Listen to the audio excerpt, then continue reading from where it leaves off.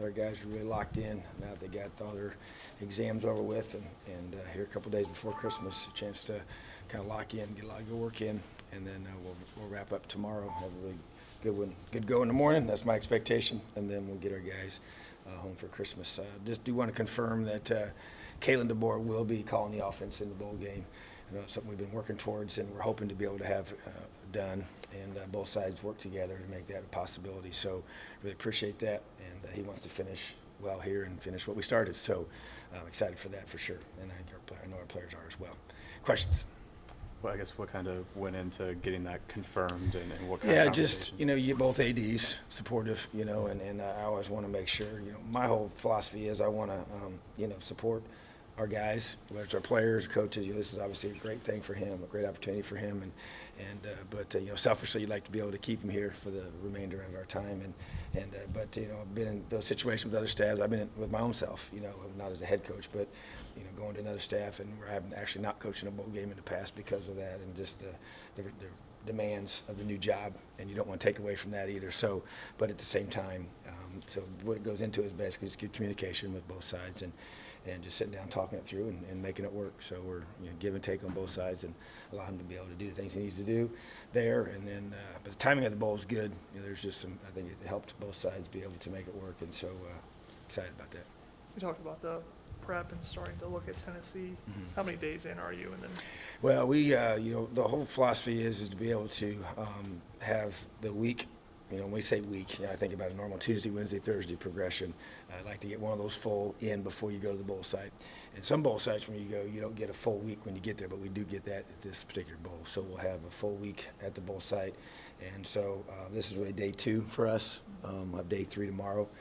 So we like to be able to have a full week of prep going to the bowl site, and then we'll go there and get a chance to clean it up and keep working on it. So I really worked the first 6 practices that were just really fundamentals and technique, like I said before, and really stuck true to that. You know, did a couple things, you know, but we didn't divide up into scouts until the last couple of days. Any update on Stevie Scott? Yeah, he's still working hard, so don't have a decision yet. But Stevie's, you know, working hard with our training staff and making progress for sure. But we don't know yet. Do you feel better about that, given how well Samson played at the end of the year? Yeah, I mean, I think you know, Samson was, you know, did an excellent job in the Purdue game. Hurt us there in the second half, not having him the whole time. But he should be good to go. So if Stevie can go, then that'd be awesome. But if not, you know, next man up. Coach, with these early practices and getting some of these younger guys, scout team guys, these reps, if there's anybody or any couple guys that kind of caught your eye that you were, you know, excited about, but maybe you're like, boy, they've really made the progress that we were hoping for? Yeah, you know, I think about starting on defensively. I think, you know, Cam Williams is one. I think he's really benefited from the work. DK, I think, is another one. Those 2 guys at linebacker really tried to work hard to get them.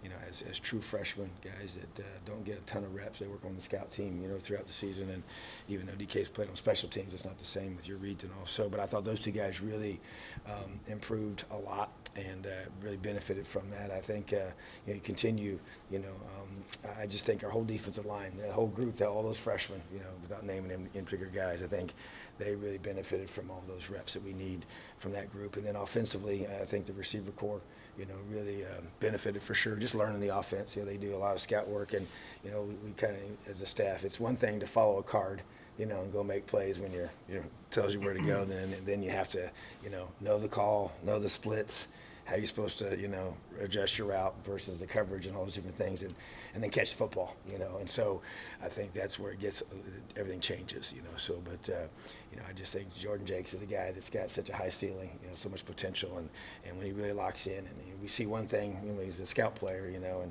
and Deshaun Brown, same thing. Those 2 guys really kind of stuck out to me, of guys that really, you know, benefited from just starting to learn the offense more and spend more time there. And I think Coop even, you know, just a guy, Gary Coop's just got so much talent. You know, he missed earlier in the year with injury, and getting him back, just getting him a lot of good, solid reps. You know, so those guys really kind of, you know, probably stuck out the most to me. And Michael Kadick's another one too. I think continues to get better and just grow in his knowledge of our offense and work to get better and be able to help us in the future.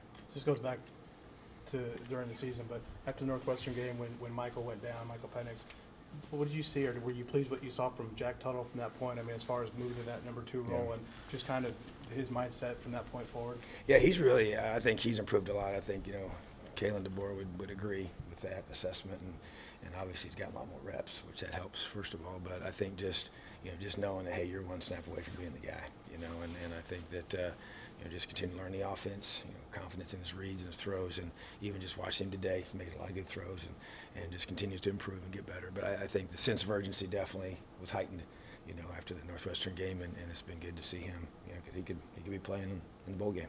Anybody you could play with wouldn't break the 4-game redshirt rule?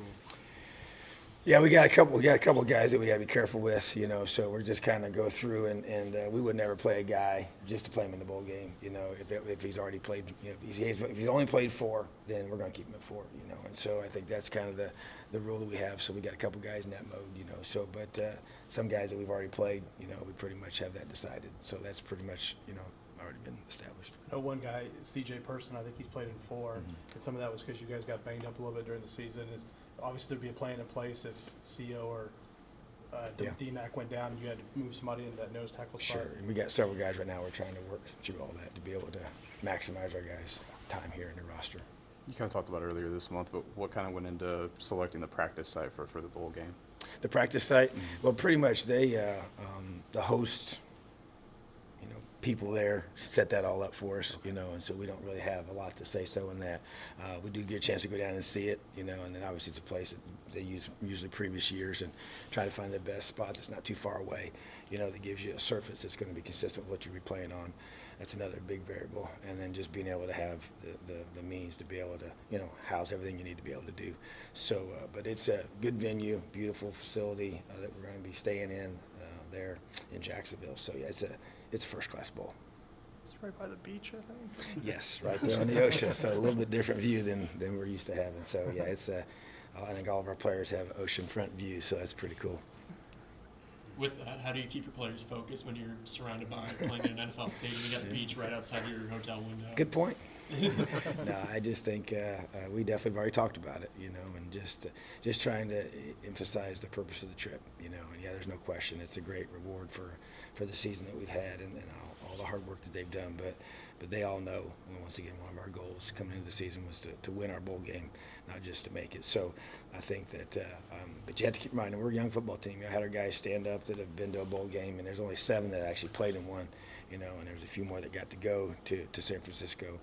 But very, very young team, and the majority of our guys have not been to a bowl game. So just reemphasizing the importance of that, and trying to enjoy it, but not, get distracted. I guess that's probably the best word, because you do want to enjoy the experience, and don't take anything for granted.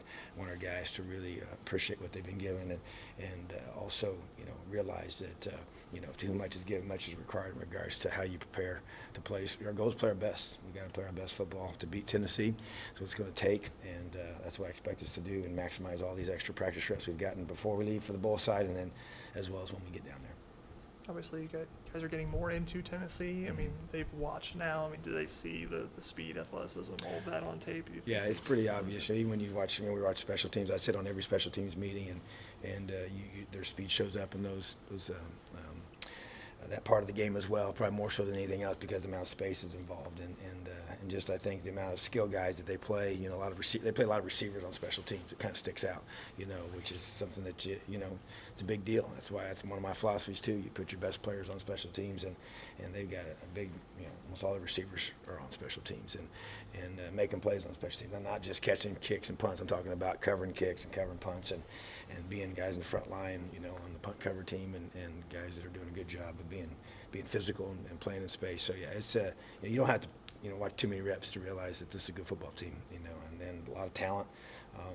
There were a lot of really good high school players before they got there, and then they've just gotten better because they have really good coaching staff, and they've developed them, and they're young too in a lot of spots, but very, very talented. You talked about kind of managing the time leading up to the bowl game, and I remember you saying the morning of Christmas Eve would be the last practice before you guys disperse, but how do you feel like, I guess, what's your assessment of how the guys have kind of reacted to that calendar you put together? Yeah, I tell you what, the thing that I was most impressed with was how we approached, yesterday. So we had those, like to do things in sets of 3, and so we had 3 days of practice, and then we took 2 days off, and then we had 3 days of practice, and we had a day off, which was this past Saturday, and then we came back to start, the whole official focus on Tennessee, and that's where I really love the meeting room focus, the way we practiced yesterday morning, and then piggyback on that with today's practice. So I mean, based on just judging that, I haven't seen how we're going to play yet, but you feel like there was, there was an excitement about, this week of this last three phase of practices before we head off for Christmas. And then it's going to be the challenge of, we have technology to utilize all that to be able to continue other way to stay focused on, studying film and continuing to prepare mentally for the game, which is a huge part of playing fast and playing well is your mental preparation, film studies. So that will continue while they're away. But I've been encouraged by the guys' energy. To me, that's a big sign of focus and buy-in and how they realize what's in front of them, what the opportunity this creates for them, and it's going. We're going to have to play really good football, to beat Tennessee. So I think our guys are starting to realize that, and that's very important, and understanding, what it's going to take. And so I just feel like that as where we're at right now, no more tomorrow, and then we'll know more after we get down there and start practicing there. But we still have a lot of work to do. We got to continue to prepare and focus on the details of the process we got to go through to play our best. Defensively, coach, I think, do they play an odd man front? Both. Okay, they play both. Yeah. What kind of challenges? I mean, is there anybody in the Big Ten that is kind of similar to what they do, or are they kind of unique? Yeah, no, they have some similarities. We kind of go through and we play some teams some teams are odd teams and stay in it predominantly. Some teams are even, and we played a few teams that bounce in and out. Just kind of you look at they're a lot like Penn State. In terms of just their talent. And just really. And not necessarily schematically per se. We play some other teams that were a little more jumping in and out of different looks. But, Coach Pruitt's a defensive guy, and so they're going to play really good defense. And so they've recruited well, got a lot of speed and some good size, in the box, and their DBs are really athletic. So it allows them to do a lot of things that they want to be able to do, to play at a high level. And if you just look at their numbers, they've played good defense, this year. And so in a very, very good league. So just feel like that, there's definitely some teams that we compare them to, in terms of scheme, and that gives you a chance to get ready. But they do have some unique things that they do. All right, thanks, Tom. Great. Thanks, Coach. Have a good day. Elio.